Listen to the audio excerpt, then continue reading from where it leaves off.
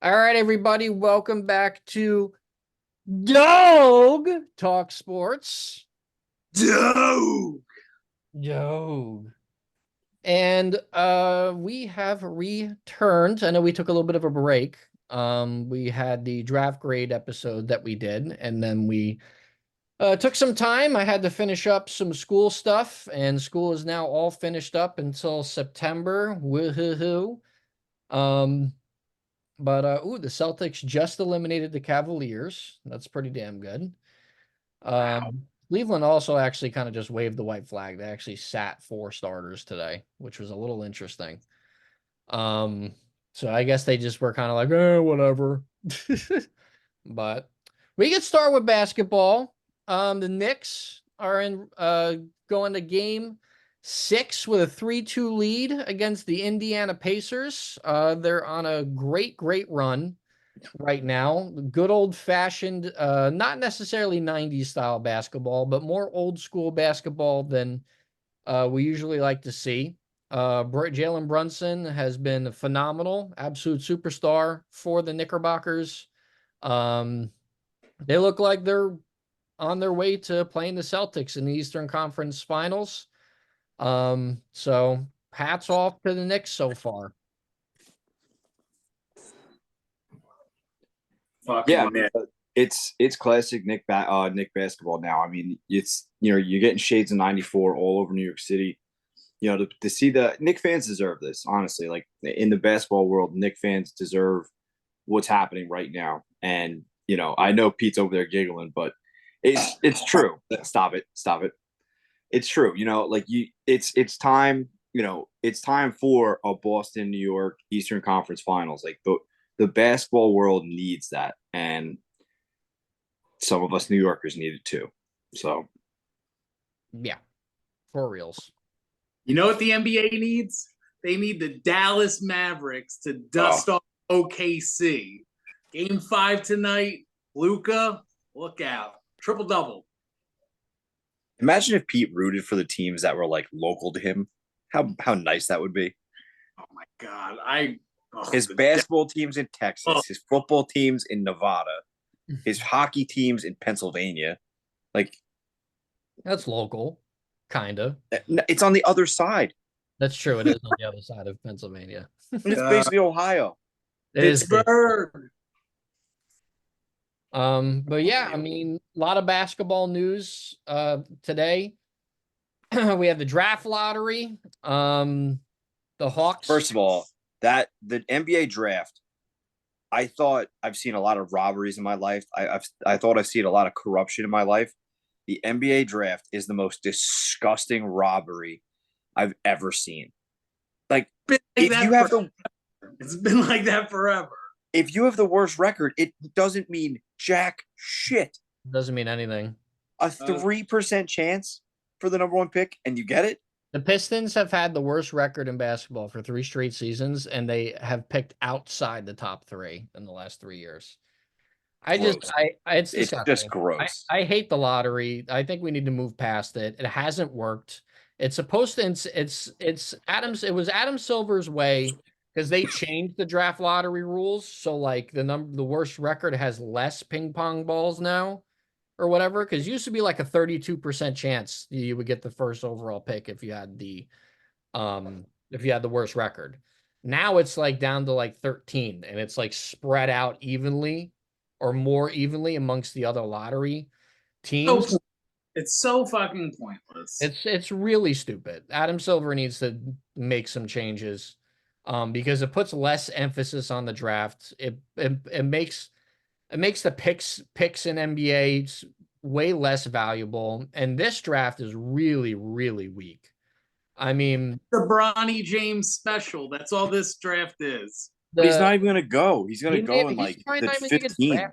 Yeah, he's probably not even going to get drafted. If he does, it'll be in the second round, and they're going to send him to the G League. So, yeah, I mean, the number. No, some team is going to take him late in the first because it's an instant boost to your sales, marketing, PR.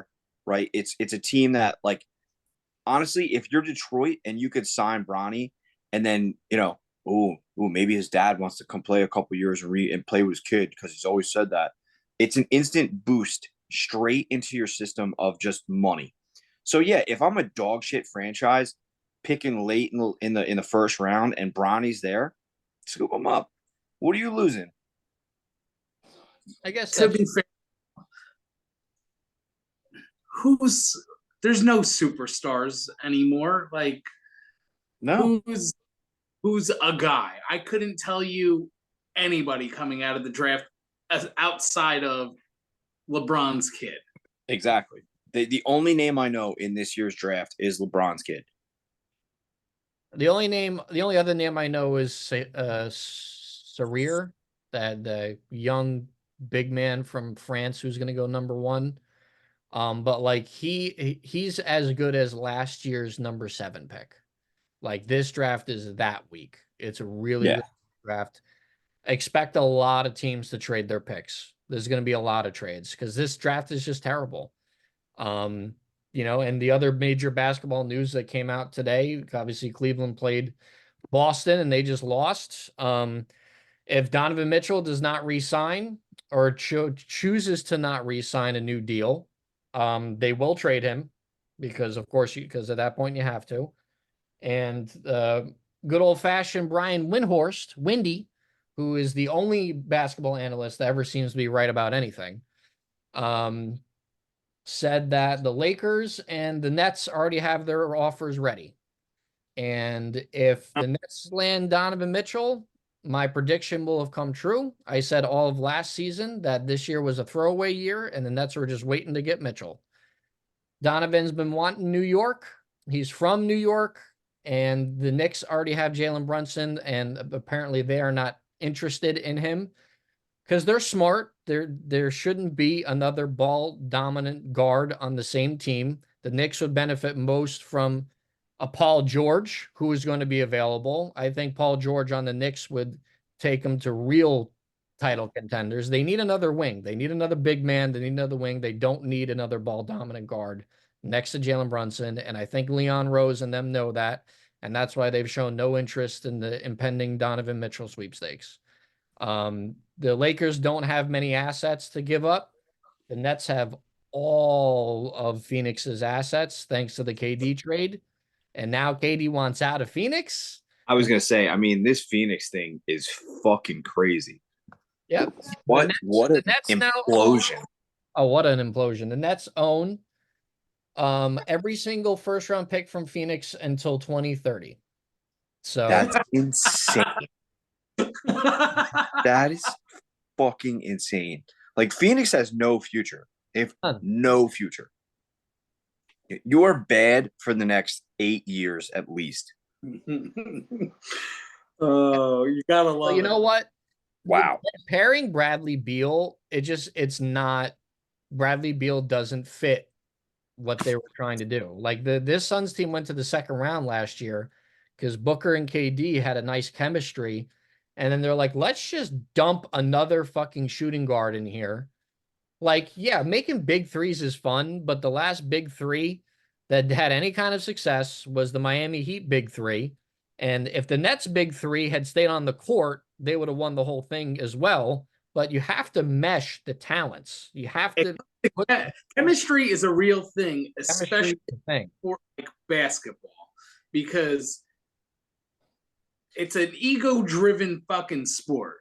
So if someone's not getting theirs, that creates a problem and friction. I mean, Miami, everyone assumed their role. I mean, Chris Bosh, who doesn't get the credit that he probably deserves. No, Chris Bosh is the reason that team was so successful. Understated because everyone focused around LeBron and D Wade. Yep. Yeah. Unsung hero. And you know what? You need your number 3 guy to be that kind of guy. And those guys were just so smart at basketball. They knew that their games complemented each other. And that's why they ended up winning 2 out of 4. And the other exciting Nets news is they announced that Vince Carter's number 15 will be retired, going right Well up, deserved. well deserved, going up to. But here's my question: what jersey are they hanging in the rafters? The same one as the kid one. Hmm. Which one? Which one do they hang up? So the black kid one in the rafters is the old white one, the old white one with the blue. So the New Jersey Nets jerseys. Yeah, the New Jersey Nets jerseys. Okay, that's what I was getting to. Like Dr. you J, Dr. J's jersey is like the ABA one. Yeah, like you can't put them on a black and white and hang it up there. Like that's just no. And they didn't do that. But you know what? Number 15 going in the rafters forever. It's well deserved. Very funny that the Toronto Raptors still have not retired his jersey. That's bullshit too. They're bullshit. The Raptors are a thing because of Vince Carter. He put them on the map. Fucking this elbow in the fucking rim. There was no Vinsanity was the most athletic player on the court in his day. Mm-hmm. Yep. I've loved watching him play. I loved him being on the Nets. Him and J Kidd was a lot of fun to watch. It sucks they never got out of the second round with those two together.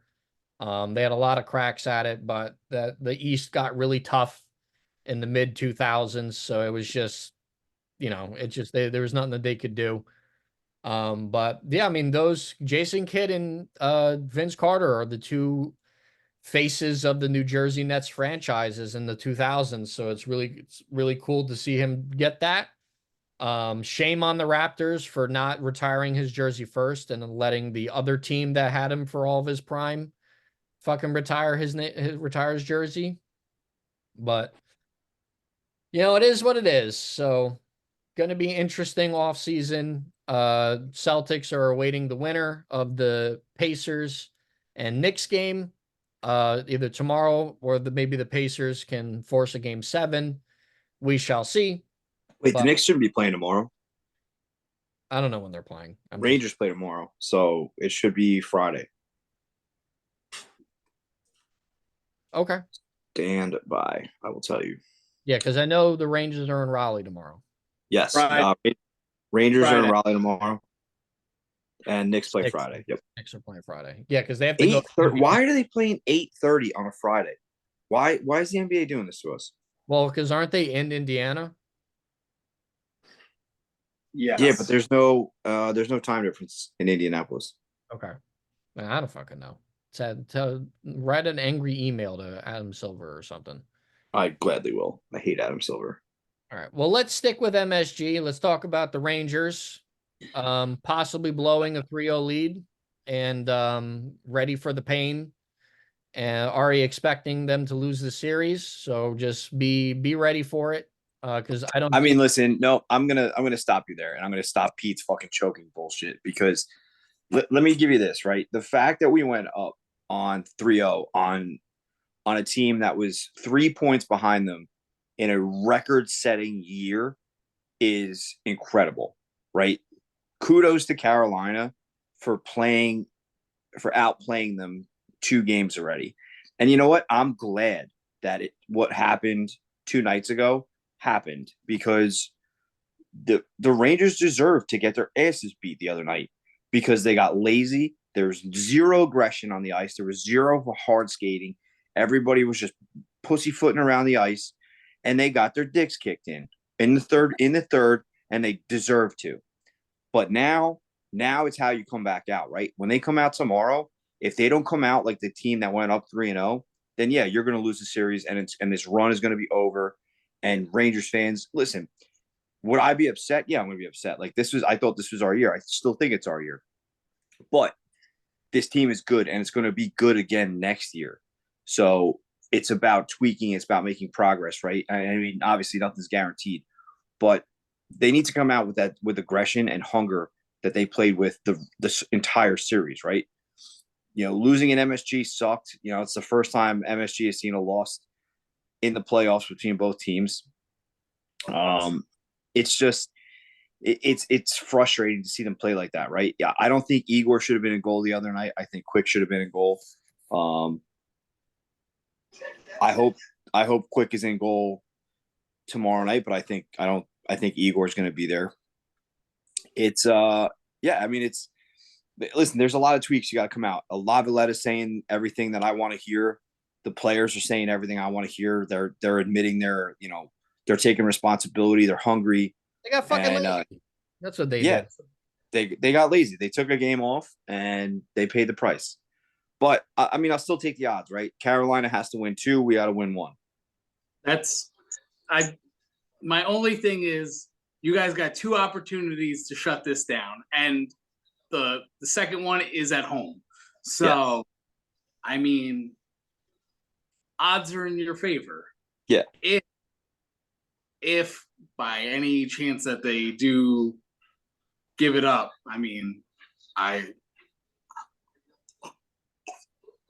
listen, would it suck losing a 3-0 lead? Yeah, that's pain. But we're in the second round. We didn't choke in the first round. We checked that box. I'm very happy. This ride has been fucking magical. It's been great to be a Rangers fan this year, man. And everyone's talking the President's Cup trophy curse and this and that, whatever. I got nothing besides them being lazy the other night. I got nothing else to say, man. You lost key guys. Blake Wheeler's been hurt. Flip Heedle's been hurt. And they're both skating right now. And I think Flip Heedle will be available tomorrow night to skate. So it's pretty cool to see, we're this deep in. Guys that got really hurt are now kind of coming back. The Laviolette made some changes. He put Kako back on the power play, which okay, we'll see. But I'm excited. I'm repping the colors, repping the boys. Let's go, man. The fucking purest sport. It's nothing else like it. It goes against everything in my being because I am a Pens fan and a Sid the Kid fan. But I think, especially being up here in North Jersey, it's pretty cool to sit at the barber shop and watch people come in with their Ranger shit on, just fucking amped up, and there's hope. There's hope. There's hope. It's alive, right? And that's for the first time in my adult life as a Rangers fan since 2016. There's hope, dude. And that run was so magical. But that was when I said to everybody at work, I said the Carolina Rangers series is the series that makes the cup for me, because I don't see a problem outside of this, right? Dallas, everybody's scared of Dallas. I'm not. The Rangers match up against Dallas so much fucking better. When we went against LA in that Stanley Cup, the Rangers were outgunned by a fucking mile, dude. They were so not ready for that matchup. Didn't have a shot. They didn't have a shot, dude. LA was huge. They were big. They hit like a freight train. New York is the bullies coming into this to every game now. So you just got to get past this monkey, right? You get past this monkey, you're going to play Florida or Boston, which I love those matchups. I fucking love those matchups. I don't see a problem there. I see a 5-game series skating right through into the cup. And then it's probably going to be Dallas that you're facing in the Stanley Cup final. And I'm ready for it. That's going to be a slugfest. I can't see that going anything less than 7. But there's, like you said, there's hope. And you're seeing people pull out Rangers gear, bro, from the mid 90s. I've seen such classic shit. People literally have had to dig through storage bins to get their Ranger gear out. And it's yeah, this is cool. Guy walked in with a Messier on, and I was like, all right. Dude, I was digging through my basement. I was digging through my dad's basement, looking for my original Richter jersey when I was Raymond's age. And I was just where? It's oh man, where is it? I need you to say his name though. because I know you said his first name, but I'm gonna need the full shebang tonight.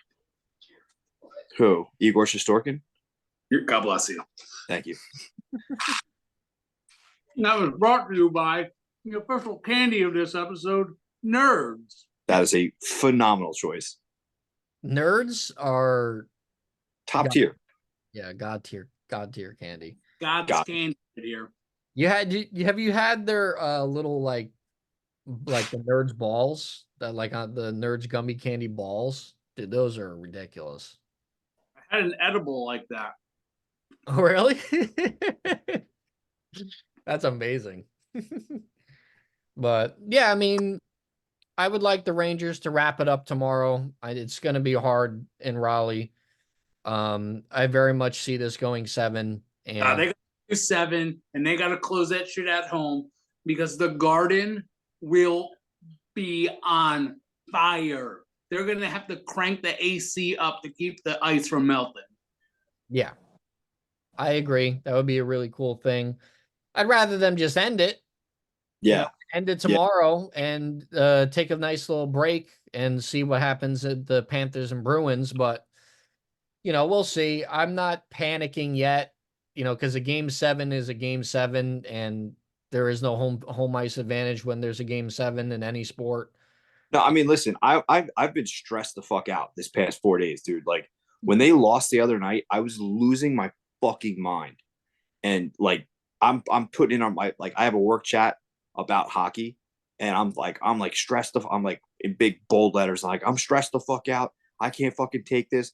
I can't believe they skated like this. And I was going fucking off, and I'm just like I need them to come out tomorrow night, handle their business like the fucking team that they are, and get the fuck out of there. Rest up. Yeah. If they're the Rangers, like we know they've been playing this year, they will go in, they will punch them in the mouth, and they will go home with the dub. Yeah, I mean, dude, they did it the other night. They started out that way. You get a beautiful shorty, right, to start it out, and it's like you think like, yeah, all right, got a shorty.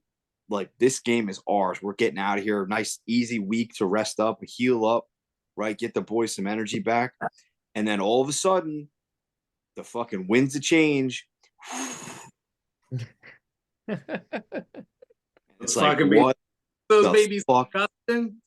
Whew. Dude, when Kuznetsov hit that second goal and he started flapping his fucking arms, I wanted to reach through the TV and just go to war right then and there. I was so fucking angry watching him flap his stupid fucking arms around like a bird in front of Rangers fans. And I was mad that no one came out and hit him. Yeah, I don't know how you don't hit him. That just goes to show you how lazy they were the other night. Should have been laid the fuck out. Trouba should have put him through the fucking glass. Or let the fucking big kid in there and just let him just hit somebody. Let Rempe let Rempe just lay someone the fuck out. What have we noticed in the last 3 games that have been different, that has been not going the Rangers' way? I mean, I haven't seen him, so I'm going to guess it isn't fucking, he's hiding. Listen. He's coming wrong. Yeah, the Lavalette needs to put him on the fucking ice tomorrow and just handle business. Yeah, you let him have extended time, and even if it's just not to shoot, just have that huge fucking body out there just to scare these dudes a little bit. Go, man, I don't want this fucking guy to hit me. Like, I guarantee you, watching him hit one of your teammates probably makes you go, that didn't look good. That didn't look fun. That ain't it. That ain't it. That ain't it at all. I'm gonna make a fucking business decision real quick. Yeah. So go Rangers. MSG teams wrapped up. Let's head to the world of baseball. We've taken a big break from baseball lately because, baseball doesn't really start to get rolling and flowing until like June, July, Believe that was said by a certain someone, right? That the pinstripes really don't come out until June. Listen, these pinstripes, I've had them on. I've been watching. This team, I'm a believer. This team needs another pitcher. Yeah, this team needs a pitcher. Garrett's getting ready. I don't care. We need another one. To quote the great Brian Cashman, getting a Garrett Cole around middle of the year Do not is like say that making to me. a Don't trade.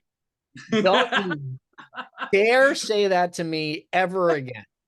I don't give a shit that him coming back in June is like getting a new arm. Get another fucking arm in here because I don't trust Nestor Cortez for shit. Well, once Cole comes back, Nestor, see you later. Go throw peanuts in the fucking stands. You can come in, mop up long relief. Yes, I think that should be his role now, because Mr. Lewis Gill has been fucking phenomenal for them this year. Rodon's having a bounce back No, year. no. I would like to retract some of the Rodon hate that I threw out in the beginning of the season, but I did say that he had a cranky back last year. First year in pinstripes. The learning curve. Let's give him the benefit of the doubt.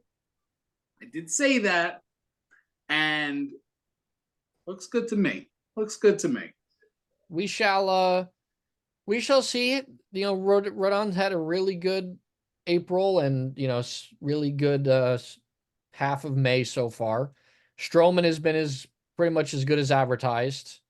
Yeah, I mean the Yankees have remained atop of the AL along with the Baltimore Orioles without Garrett Cole. So it has been very impressive to see. And you know what? Juan Soto is a big reason for that. And that Pay that man. Pay that man his monies. I hope and pray that they pay him. I'm hoping Dan's right, and it's just one of those situations where Hal has to step in, and he's just like, I just have to fucking pay you, whatever. I don't care. You know, like with what he did with Judge, he might just see another cash cow again, and you know, if he that very well could happen, and he'll just pay him whatever he wants. So we will see, but I'm not. Blank check that man. Yeah, Blank. blank check him. Just broke Mickey Mantle's walks record under 26. You know, like most walks ever by a player before they turn 26, and he fucking broke that record held by Mickey Mantle. So Juan Soto, he is a dog. And we have an Aaron Judge resurgence. He was a little tired. Just a little tired, a little slow. It's April. Cold weather. He's a California boy. Shout out to my wife, Steph. She is a big believer in the big man. And he is back and he is hitting homers because he is the captain dog. Captain of the Yankees. Yeah, he hit his 11th home run today. So right up there, top 3 in American League for home runs, on pace for 46 home runs again. You know, pretty much picking up right where he left off, as long as he's staying healthy, because you know his foot needs that maintenance now, daily maintenance on that foot. But listen, Stanton's been the big surprise in my opinion. So far, the big surprise I for believe the you said sneaky good year. sneaky good year. Yes. Because when my Twitter feed gets or my X feed and Bleacher Report feed get filled with Stanton hits 150-mile-per-hour laser, Stanton hits frozen rope, Stanton hits another home run, you know he's having a pretty good year. He has like 3 of the hardest hit balls all year. Looks like him slimming down has really helped, but his power has stayed.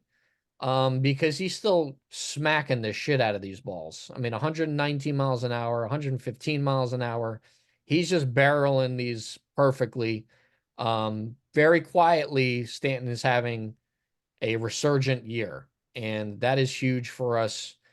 Jason Dominguez started a rehab assignment, so he's due back in June. He'll probably be platooning in the outfield and DH spot to give guys some days off.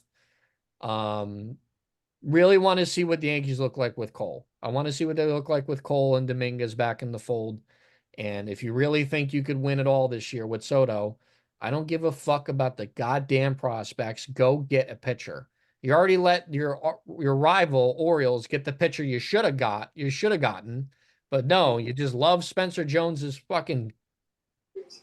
I was gonna say something really horrible, but you love Spencer Jones way too much. Ding dong is what you were gonna say. Yes. And is over there like this. I'm not angry enough to say it. So if I was angry, I probably would have said it, but I'm not angry enough. So I'm just being a realist. yeah, more tame Zach for this evening.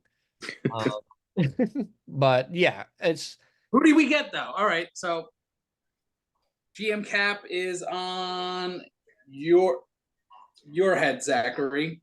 okay. Deadline, make a move, trade for a starting pitcher. Who are we trading for? I know there's a decent starter, and Miami's on a fucking fire sale. Go get Alcantara. He's out for the year. That's right. Who's the other pitcher there? Is it Lewis? Luzardo. Go get fucking Luzardo. Hasn't looked great this year.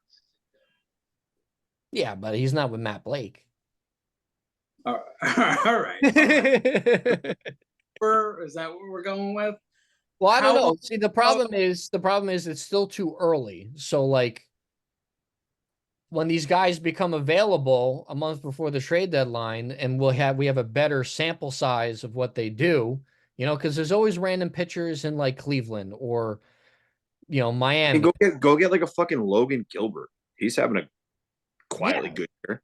Yeah, something like that. Because if you get Cole back and everyone is still pitching really well, then all you need is like that extra fifth starter just in case something happens, and he won't cost you a whole lot unless the team wants to be assholes and hold the Yankees to ransom because there's always a Yankee tax, but there's always a Yankee tax. So I don't know. We'll kind of see that. I'm not a good time for the GM cap. It's still only mid-May. We have a long while before the trade deadline, and we have a long while to see what kind of candidates can pop up because there could be guys out of the race.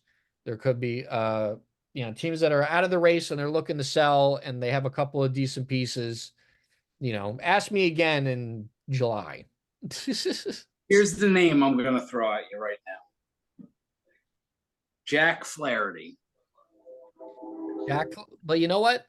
They tried to sign Jack Flaherty, and he decided to go somewhere else. Guess what? We want you, we'll get you. Listen, I love Jack Flaherty. I would love Jack Flaherty. Like I said, elbow I hear is looking pretty good for Garrett Cole right now. Just add him to the lineup. Add him to the rotation. And you know what? Clay Holmes, you keep doing you, boy. You keep doing you. Clay Holmes, I have to apologize. This is the apology. This is the apology right now because I don't remember the last time a reliever, at least in my time watching baseball and following baseball, I don't remember the last time a closing pitcher or any reliever of any sort have a 0 ERA going into almost the end of May now with 14 saves. I mean, Clay Holmes has just he's heard all the slander. He is a listener of the show as well and has heard all the slander and has said, I'm going to fucking take that, whatever that guy, Zack's, whatever the shit he had to say, tell him to shove it up his fucking ass and drop a 0.00 ERA on him. Yeah, that right there brought to you by nerds right there. Brought to you by nerds. But yeah, Clay Holmes, pretty good. If we were going to get a pitcher, I wouldn't even get a starter. Get another bullpen guy? Mason Miller from the Athletics. Oh, this Lord. Throwing smoke. Yeah, that guy's gonna have that big next year. That's that big kid who's throwing like 107, right? Yeah. Throwing flames. 18 innings, 38 strikeouts, a .98 earned run average. Yeah, when we played Oakland, he flamed everybody. Yeah, it made everyone look stupid. 200 pounds. Dude is a flamethrower. What did he top out at so far? I think he topped out at 106. 106. Yeah. So get him before he blows his elbow out for the first time. I was about to say, if we trade for him, he's gonna blow his elbow out for us. That's how it usually works. I guarantee you he'll have like a 3-week stretch where he's just lighting people up in New York, and then you get that Wednesday afternoon alert on your phone. Mason Miller elbow discomfort on the IL. Mason Miller MRI results, Tommy John surgery. Yeah, and then I jump off the roof of my house.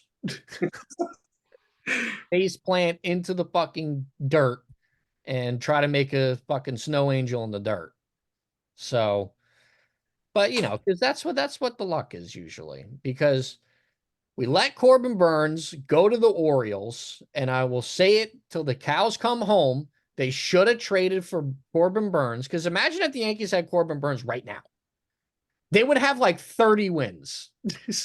They'd have single-digit losses. They'd be head and shoulders the best team in baseball, and it wouldn't even be close. I mean, and then everyone's like, well, it's only a 1-year deal. Okay, so then fucking re-sign him.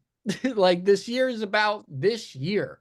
This year isn't about to see how Spencer Jones does in fucking AA Somerset Patriots. Damn it. Shout out to the AA Somerset Patriots. Their mascot is this dog that runs around over there, and he's pretty fucking cool. So shout out to them. Shout out to them, not shout out for Brian Cashman to just let this guy fucking go to Milwaukee. Who cares? Good Lord.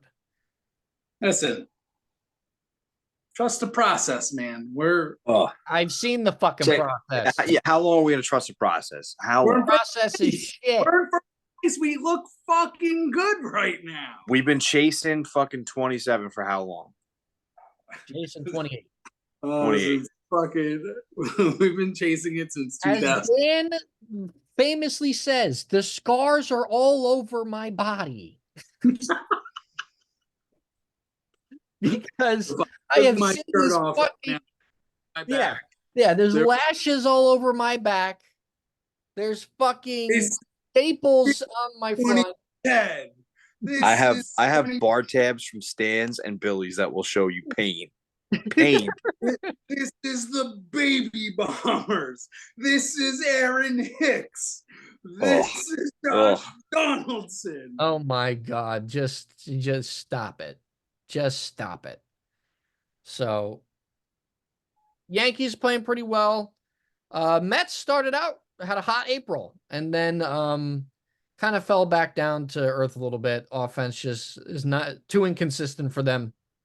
Been losing some games as of late, but we'll see if they could pick it back up. Pete Alonso has turned down a contract extension so far. So they might trade him depending on where they are at in the race in the NL wild card. But so we'll kind of see. Baseball is still very much in the beginning. We are a couple weeks from June though, so things should start to really pick up and start to pay attention a little bit more.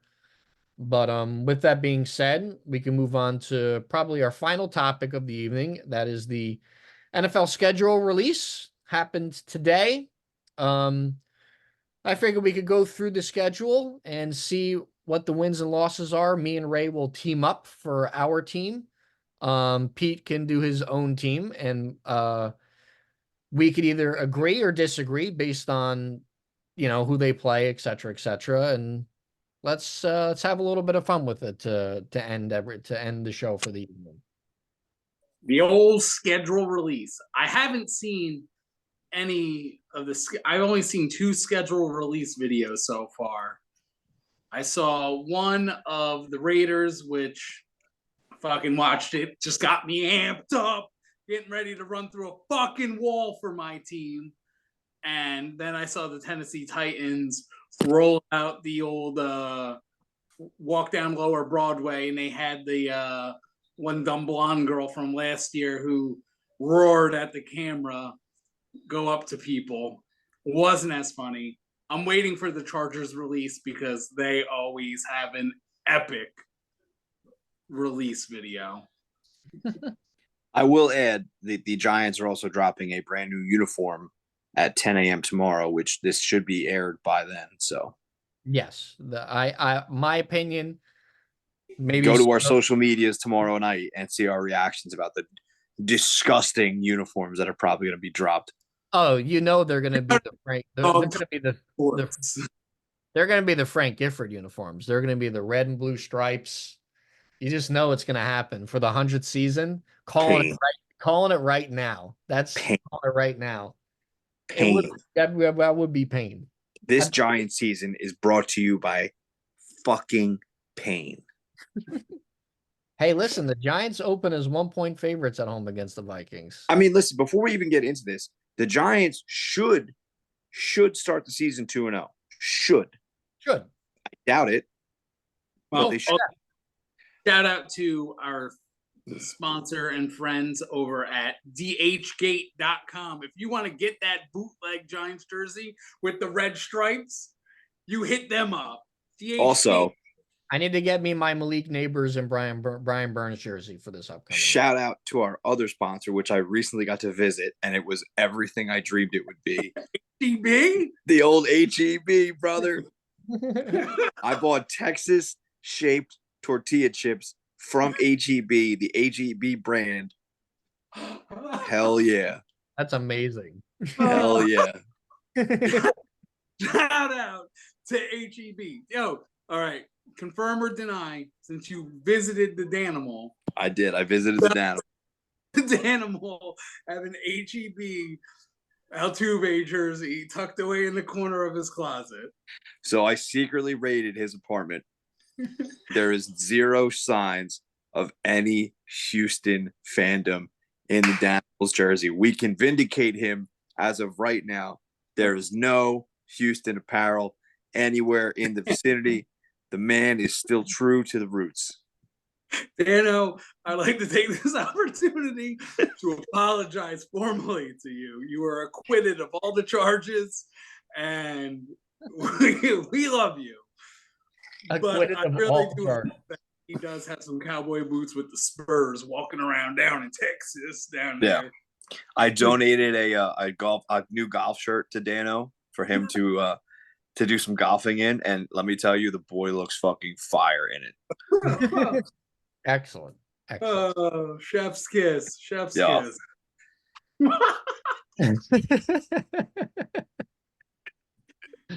Thank you, HEB. Oh yeah. Top tier brand. Pete, we'll have you go through the schedule for the Raiders first. Each game you go through, say if you'll win, and me and Ray will either agree or disagree, and debates can ensue. All right. Raiders. So this is me right now, jacked up, gassed up. Antonio Pierce, first full season as a head coach. Brock Bowers, first round pick. I got the Raiders going 12-5. Yeah, I said it. 12-5. With Gardner Minshew and Aiden O'Connell as your quarterbacks. Whoa, no. Aiden O'Connell as the quarterback. He is New Jersey number. He ditched that number 4. He's not going to live in Derek Carr's shadow. He's going to take over where Stabler left off, where Rich Gannon left off. He's donning the number 12 this year. So How is that number not retired for the Raiders? Raiders don't retire numbers. That's stupid. Nah, once a Raider, always a Raider, baby. DH Gate, I will be hitting you up for an Aiden O'Connell number 12. That's for certain. Oh, Week 1 away at I'm gonna make some poor 7-year-old Taiwanese girl make that fucking jersey for you. It's so terrible. you better bleed on it either. Oh my god. All right, So we'll go through all of them. Week 1 at the Chargers. That is a dub. Chargers are busted this year. Jim Harbaugh or not, that's a loss. Week 2 at the Ravens. Going all the way to the East Coast. That's Week 3 home at the Panthers. Dub, because Panthers ain't got shit going on. Panthers are still very much the worst team in football. Week 4 was kind of a toss-up, home against the Browns. I'm going to go dub because it's home. And the butthole toucher, he ain't it. And he's probably going to get in trouble. It is Las Vegas. So that brings me to Week 5 at the Broncos. Going to dust them. Broncos ain't shit. Yeah, with fucking Bo Nix. Don't say it. Don't say it. Bo Nix. Leave that man's name out your mouth. Bo Nix, you what, Ray? You believe? Oh, stop. I believe. I believed he was going to be a Giant, and I got fucked. Oh my god, he probably wasn't even on their first round board. He wasn't on a lot of teams' first round boards. Week 6, another toss up for me against the Steelers at home. Russell Wilson ain't cooking. Raiders win that one at home. Then we go on the road. Los Angeles, the Rams. That's like a home game. That's like a home game for the Raiders because fucking California is Raider Nation still. That's another dub. Then we go back home to the Chiefs. I'll be a realist. Probably going to lose that game. Week 9 at the Bengals. Probably another loss. Joey Burrow probably going to torch us. Could be wrong. Bye week, week 10, week 11 coming out. Going down to Miami. Going to the Dolphins. It's probably another loss. Mike Telp, if you're listening, I didn't want to say that, but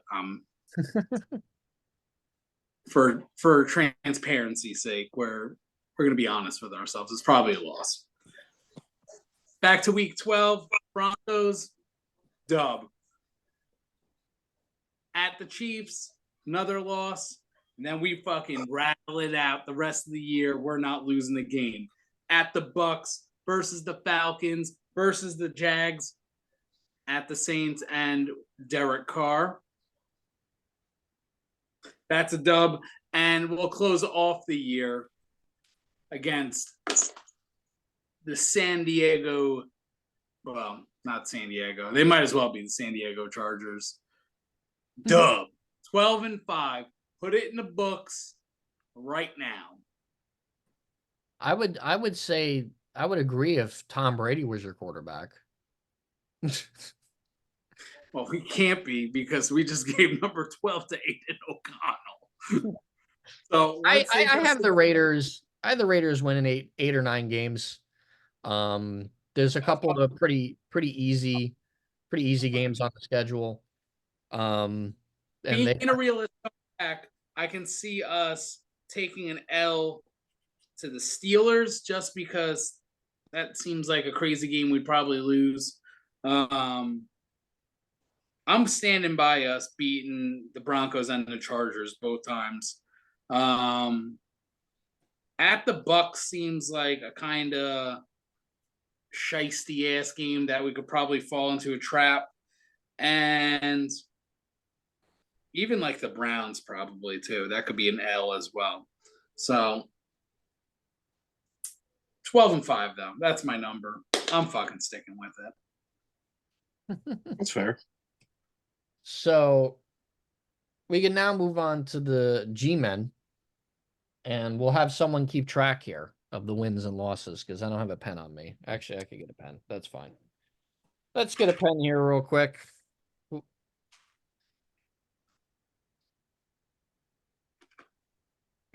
All right, so let's do just for S's and giggles.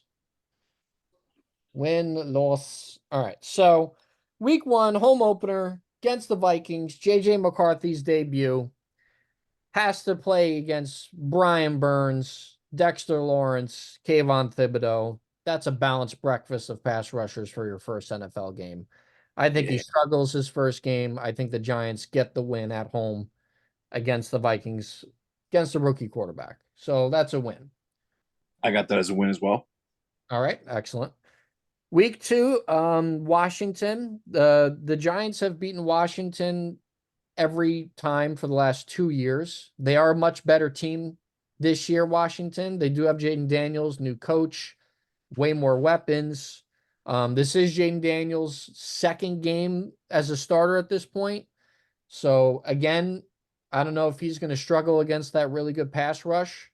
I have Washington beating us later in the year. I think the Giants get to the rookie early. I think he's going to shake the rust a little bit, try to get acclimated to the league a little bit for that first month. So I have the Giants starting off 2-0. Any rebuttal, Raymond? Nope, same, right there with you. Okay. Now shit's going to get tough. Because I think because you're going into Cleveland on week 3, and I think it's just, I think that's when it all comes crashing home. I think the Giants are riding high. I think you've had 2 great games at this point. The Daniel Jones resurgence birds are out and flapping and squawking, and he's the real deal, $40 million. And it all comes crashing down because that Cleveland defense is going to fucking just eviscerate the Giants offense, and it's going to just be flat out embarrassing. So that's a big fat L right there. So now you're 2-1. I do think the Giants lose to Cleveland in Cleveland. So now you go to Dallas, right? Yeah, you go to Dallas week 4, right? Lost. On Thursday Night Football, and automatic. That is another fat L. Well, the Giants haven't beaten the Cowboys since 2018. It's just not and every the time. pain train keeps rolling on for fucking Giants fans because I don't think we stand a chance on that game. And it's Thursday Night Football. Daniel Jones is the new Kirk Cousins. He doesn't play well when the lights are on and primetime games. We're back to 2-2. The Seahawks game is a toss-up for me. I don't really know how great the Seahawks are going to be this year. They do have a new, because Pete Carroll's not there anymore, so I don't really know how they're going to look without Pete Carroll. They've kind of had like this identity for so long. So that's kind of a toss-up for me. They do have to travel all the way to Seattle. I think if it was home, I would take the Giants, but since they have to travel to Seattle, and they didn't have success against Seattle last year, so I'm going to say that's an L as well. Yep. And then the week after, you're seeing Cincinnati. That's an L. Cincinnati is a home game on Sunday Night Football, and that is a fucking L. Joey B is going to come into Jersey in a nice warm October night and just have his fucking way with us. Yeah, he's going to show us what a real quarterback looks like. Yeah. If he's healthy. Obviously all this is all hypotheticals on everyone being healthy, perfect world scenario. Next is Philly, at home against Philly. Destruction. Yeah, we're going to lose the game. Destruction. Philly's a lot better this year than they were last year. They got new coaches in there. It's the Saquon revenge game. He's going to have 400 yards. It's just not going to. Yeah, it's going to be pain. Just pain. And Monday Night Football on the road in Pittsburgh. See, this game I would have said I think we have a chance at. I think we have a good chance of winning this and being competitive in this and that. But it's Monday Night Football. The lights are on. Daniel Jones crumbles under the pressure. L. Yeah. The Steelers at home is one of the only real home field advantages left in the NFL. Um, that team is a whole lot better this year than they were last year. They have an actual quarterback now there, at least for the interim. They have Uh, a quarterback arsenal. yeah. But that is one of the games I could see the Giants kind of squeaking out a little bit because the defenses will match up well. But my heart says the Steelers are going to win that game. So Yeah, I agree. And then you roll right into back to Washington, and this time you're playing Washington at home. So I'm going to give the Giants a dub here. I think they stay beating Washington. Jaden Daniels is still going to be figuring it out. I really don't think they have great wide receivers that are competitive or anything. Like, I'm not afraid of Washington this year. The future with Washington is bright, but this year ain't it. So I'll give them a win here. yeah, it's a toss up for me. I think they'll probably split. I think Jaden Daniels starts to figure it out later, I but think that's fair. for all we know, he could struggle. This is still a rookie quarterback, and the Giants pass rush, for how shitty the Giants offense is, this Giants defense is going to be pretty damn good this year. They're going to have a top 5 front 7 in the league. But how often are they going to be in the field, making them useless? That's the thing. Yeah, they'll be gassed by the third quarter. So Yeah. But we'll see. Malik Neighbors could have a really good year. I fucking love Theo Johnson, bro. I have a man crush on that kid. Total man crush. That dude is a fucking dinosaur out there. He is so fucking gigantic. Like, He's a that's big boy. a scary human being. He's a big boy. He is a big boy. So, I mean, we'll see what happens. I like Devin Singletary. I just don't know how consistent this offense could be. I think it can be better than last year because anything could be fucking better than last year. Yeah. But I don't know how consistent it's going to be. So I'll ride with you. I'll take the sweep of Washington again because even when the Giants were at their lowest, they still sweep Washington. Yep. Next, we go to Germany. We are the Germany game this year, playing Carolina. Carolina is a fucking shit show. I'll give us another dub against Carolina. Going into the bye week, we come back home playing the Buccaneers. Buccaneers played really well last year. This is kind of a toss up for me as well because I still hate their fucking head coach. Um, I like Baker, and the offense is still going to be good for them. I just don't know if they decide to fuck around and not play serious. So this is kind of a toss up, but my heart says the Buccaneers are still the better team right now. I'm going to give the dub to the Buccaneers. Yeah, I am in lockstep with you. So after that, we go back to the Thanksgiving game against the Dallas Cowboys. That's a loss. Big fat L. Midday, Oh. Giants Cowboys, Thanksgiving. Oof. Just hate to see it. Yep. Next, they play New Orleans. I think they beat New Orleans here. Yeah, I agree. And this is the last win of the season for me. Spoiler alert.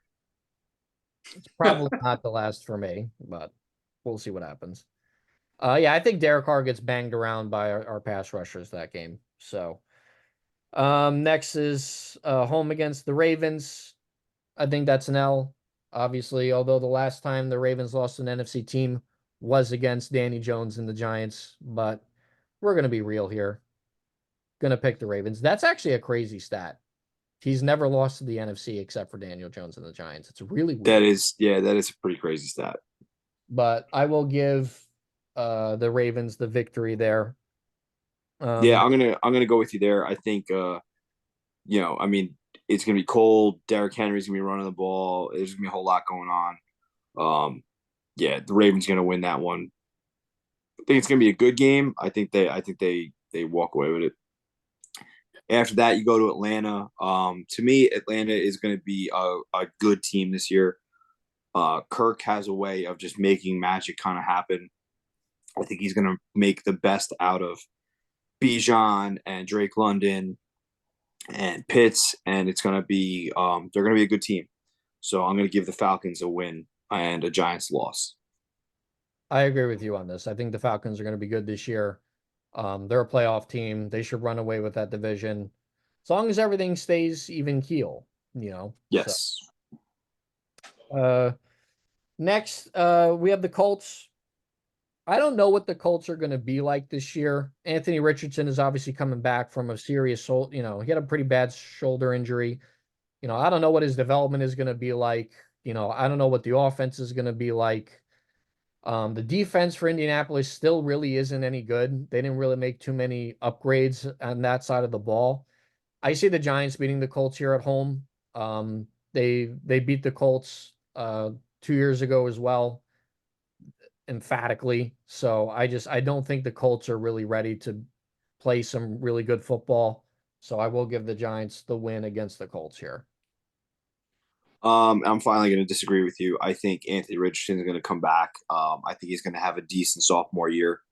I think he's going to protect himself a little bit better. I think he's going to be I don't think he's going to be a flash in the pan like we thought he was going to be. I think he's the real deal and going to perform that way. I agree with you on the defense. I think the Giants defense is going to hold, is going to be menaces that game.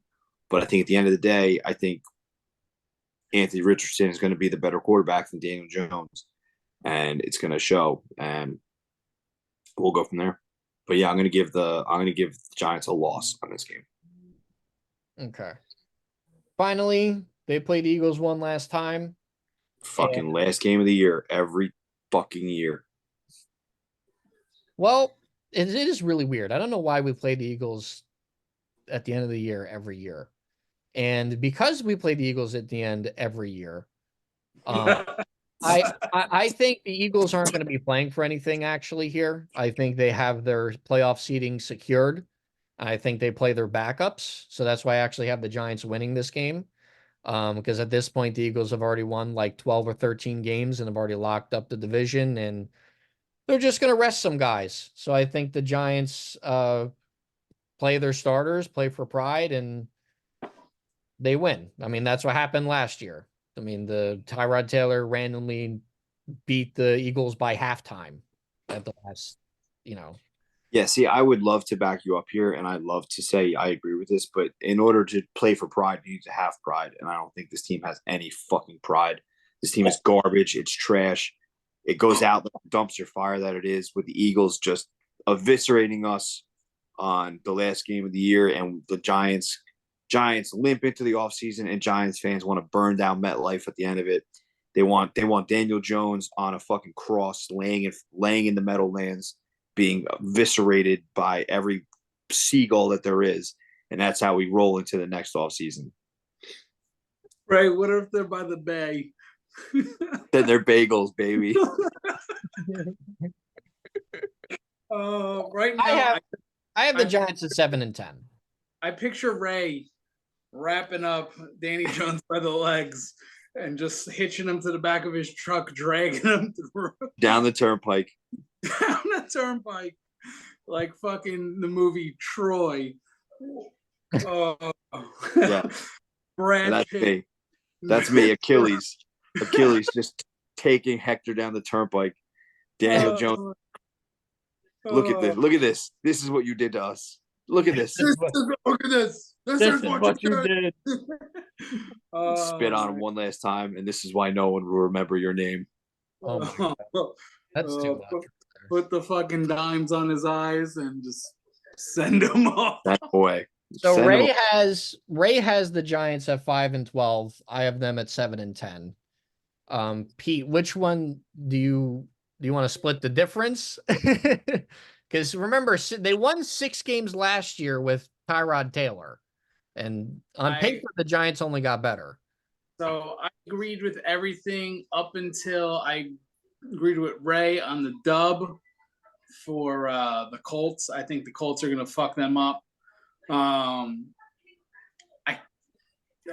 that you said it, the Eagles wrap that shit up, and this could be like Drew Lock's turn to fucking do his little fucking sideline rap dance as the Giants are blowing out the Eagles. The Eagles have third stringers and Walmart greeters playing for them. So I'm gonna split the difference. I'm gonna go 6 wins for the old G-men.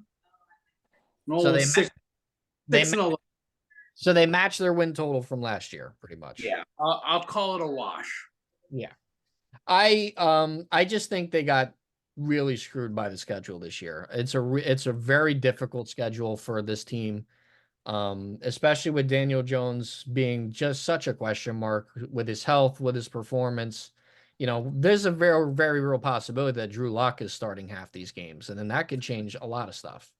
So, I mean, I think that's a real that's a real possibility, especially if they don't start playing well. There's 'Cause a possibility Drew Lock starts the season. I don't think so. That I disagree with. I don't know. There's a possibility that Drew Lock starts the season and the Giants just fucking suck, and Daniel Dimes doesn't see a fucking down of football this year for the Giants. I just don't. I don't see it. They've been so committed to him all off season. They've said it after the Lock signing. They said it after drafting Malik Neighbors. They said it even after trying to trade up for Drake May. There's no way, unless Daniel Jones is hurt, there's no way he's not starting week 1. Is he healed? He is fully cleared to do all activities. So there's, as long as he's healthy, he's gonna play. No matter how much shit we love to give him, he still has more upside than Drew Lock. So they're gonna play him. This is his last year starting anyway. They're gonna cut him this way. They don't have to pay the injury policy for next year. They could cut him and save $19 million in cap space, and then go sign Dak Prescott for $65 million a year. And then I'm gonna jump off the roof of my house when that happens. So Yep. You took the words right out of my mouth. It's like we're looking in a crystal ball, brother. It's right in front of us. Listen, there's scars are all over. Pain. Pain. It's Mr. T standing in front of us sweating. Pain. You know what it is? It's sad. It's sad fan pattern recognition. That's what it is. It's sad fan pattern recognition. It is. When you find the pattern for your shitty ass team, you know it's going to happen again unless fucking something amazing happens. And unless Daniel Jones decides to throw for 4,000 yards and 30 touchdowns with Malik Neighbors and a new offensive line, I'm going to take the maybe not going to happen with that. So I don't know. We'll see. I do have to ask you guys an interesting question, because I've asked all my other friends in various chats this question to get their reactions, just for a fun little last thing before we wrap this up here. So FanDuel and CBS Sports came out with their pre-training camp starting quarterback power rankings, and both of them had they both were pretty similar, interchangeable top 10 shit like that. But there was one constant, and that constant, I know Pete's on the X with me. I think it's Daniel Jones being the last, right? Daniel Jones being ranked dead last among all starting quarterbacks going into this year. Now, I'm not a huge fan of Mr. Danny Jones, but he's not dead last, people. He's not. No. He's not the worst. And you can't put these rookies, like, listen, I don't think Drake May is going to be good this year. And I don't think you could put Drake May in front of fucking Daniel Jones right now. You can't put Bo Nix in front of fucking Daniel Jones right now. Like, that's insane. Insane. Yeah, I wouldn't put Bo Nix in front of me and you. How about that? Wow. I believe. I believe. Yeah, I just thought it was because, like, we've been having plenty of debates in in the other chat, and even like, the the fellow Cowboy fan Puccio was like, that's a little ridiculous. Like, because at that point, at that point, it's just straight hate. Like at that point, it's just not even football. Biased hate. Yeah, it's just straight biased hate. It's not actual. Like we're gonna put Bo Nix, JJ McCarthy, fucking Drake May, these guys that might struggle their rookie year, like above this guy. I mean, come on. Like I know he's not the great quarterback, or maybe even sometimes a good one, but like this is still a quarterback that won a road playoff game. That's hard for. If he's last, that means that as a Raider fan, hard sell. I don't know if I could put Aiden O'Connell or Gardner Minshew ahead of him. I don't think I could put either of those guys ahead of Daniel Jones, mainly because of the rushing ability. I might be able to put Minshew as a wash with the yeah. I'd put Minshew over Jones if he was the starter. Yeah, at worst, it's a wash with Minshew. At worst, but like, what are we doing? I don't know. I just had to like throw it out there to see your guys. Yeah, now that's straight up for me because that's, and I'm a hater. Oh no, this chat is filled with haters. Trust me. I'm a Dimes hater, but yeah, I can't. He should be like in the early or mid 20s. Did we just miss the fact that I want to tie him up and let him rot in the Meadowlands getting eaten by seagulls? Like, I'm not a fan. No, you're not a fan, but he's not the worst quarterback in the league. Like, no, I'd be more upset if other people were my quarterbacks. Yeah. That's just.